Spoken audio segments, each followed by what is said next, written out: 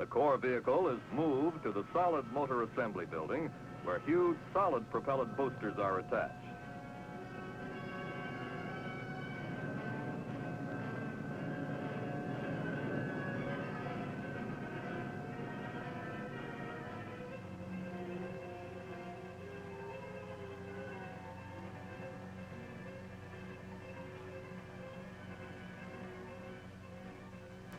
The entire assembly on its transporter, which serves as a launch platform, is then transferred to the pad.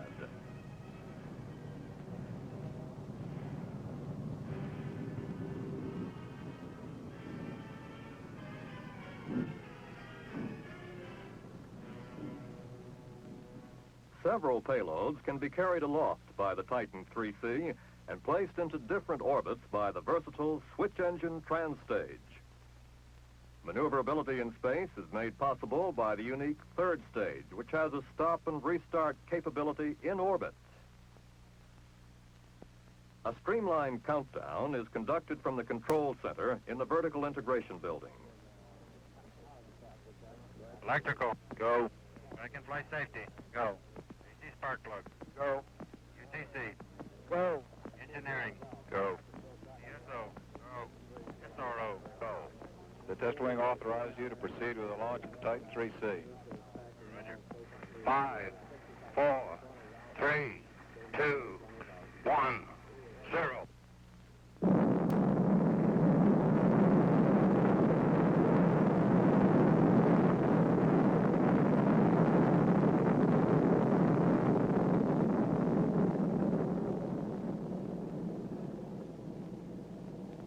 Over 2.5 million pounds of thrust and a trail of flame 600 feet long is generated by the solid fuel boosters as the Titan streaks skyward. In a weightlifting test, the first Titan III placed 21,000 pounds of lead payload into orbit. 2 later launches carried live experimental satellites.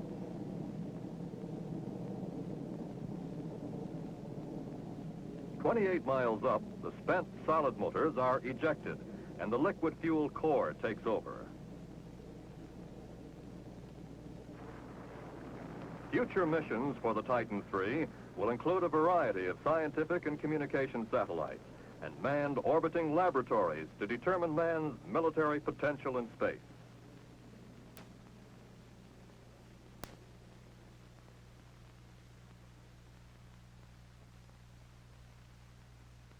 The greatest and most dramatic of the space achievements in 1965, without doubt, were in Project Gemini, the second phase of America's manned spaceflight program. Gemini is a national effort, directed by the National Aeronautics and Space Administration, and supported by the Department of Defense in booster development, launch operations, tracking, recovery, bioastronautics, and providing flight crews.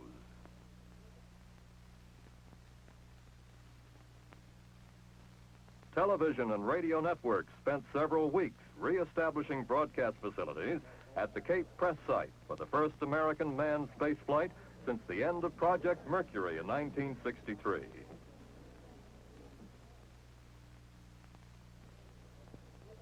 Vice President Humphrey, chairman of the National Aeronautics and Space Council, flew in to observe this important first flight.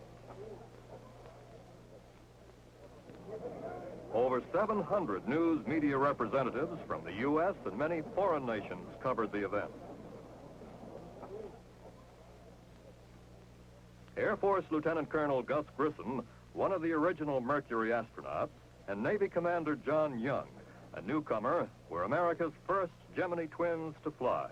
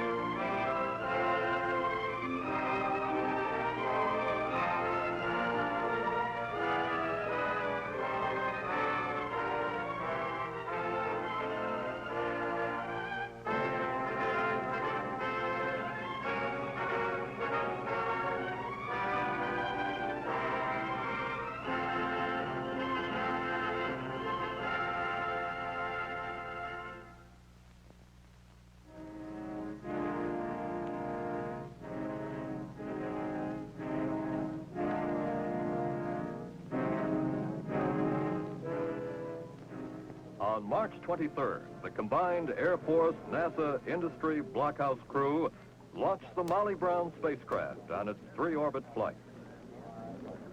10, 9, 8, 7, 6, 5, 4, 3, 2, 1, 0.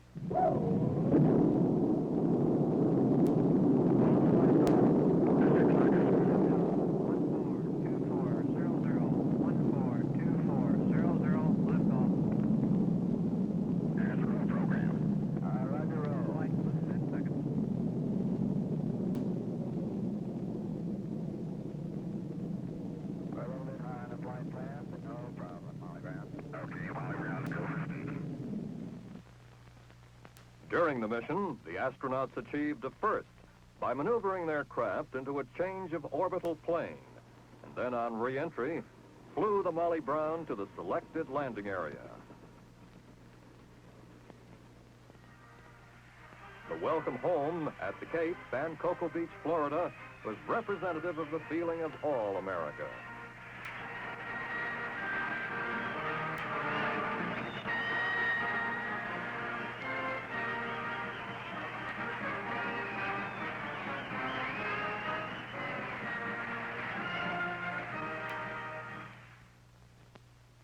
GT-4, the second manned mission, followed close on the heels of GT-3.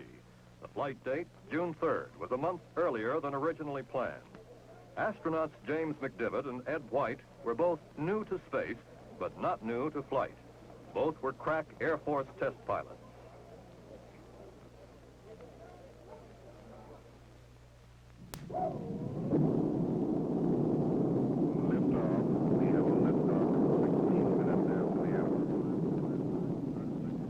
GT-3 was 3 orbits, 4 hours and 50 minutes. GT-4 was committed to 62 revolutions, 4 full days.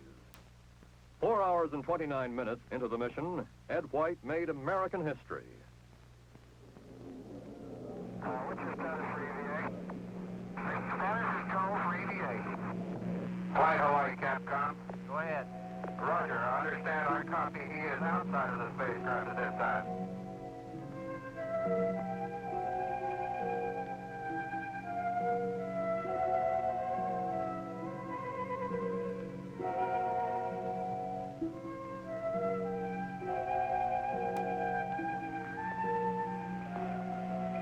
I don't know, we're coming over the west area. We want you to come back in now.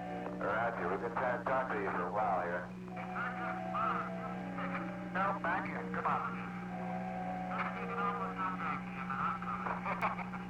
We still got 3.5 more days to go, buddy. The two space pilots received a boisterous welcome aboard the Navy's USS-1.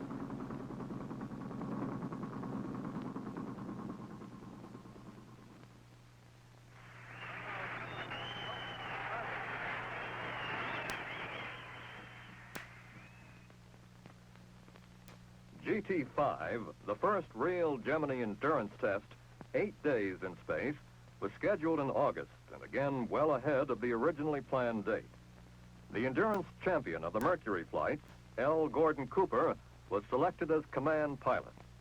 Former Navy flyer Pete Conrad was chosen as co-pilot. After a 2-day slip, the launch was rescheduled, and Cape support forces again took position.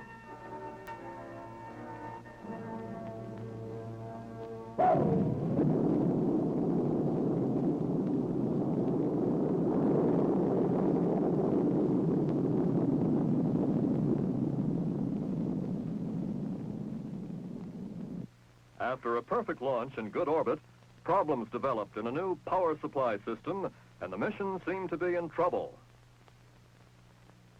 NASA Flight Director Christopher Kraft decided to continue the mission, evaluating the situation on a day-to-day basis. Department of Defense support and recovery forces throughout the world maintained an around-the-clock vigil should a sudden mission halt be called. This is NBC News, the flight of Gemini 5. This is CKSN's coverage of Gemini at T plus 106 hours and 55 minutes.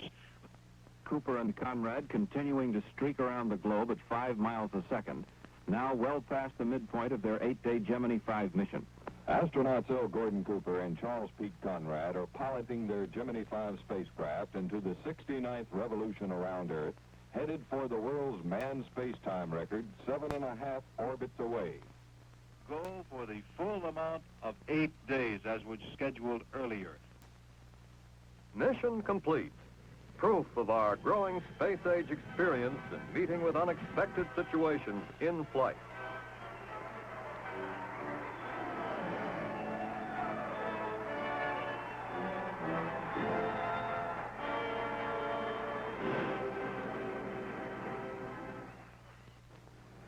GT-6, the first rendezvous and docking mission, was scheduled for October. Astronauts Wally Schirra and Tom Stafford were already in their spacecraft when the Agena target vehicle atop an Atlas booster blasted from the old Mercury Complex 14.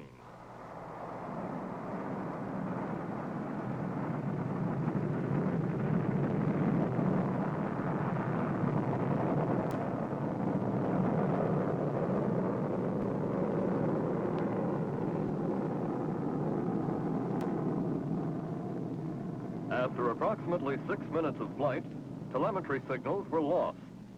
The Agena never achieved orbit. GT-6 was scrubbed. The big question now was the effect it would have on the program schedule. Disappointment was short-lived. President Johnson announced an exciting alternative. GT-7, a 14-day flight, was already on the board for a December launch. Confidence in the launch team was a well-established fact. These elements shaped a real challenge.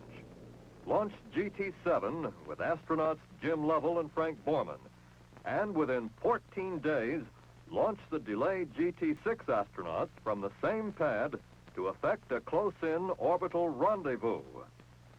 GT-7, the first leg of the ambitious double Gemini mission, was launched on December 4th on its marathon 332-hour flight.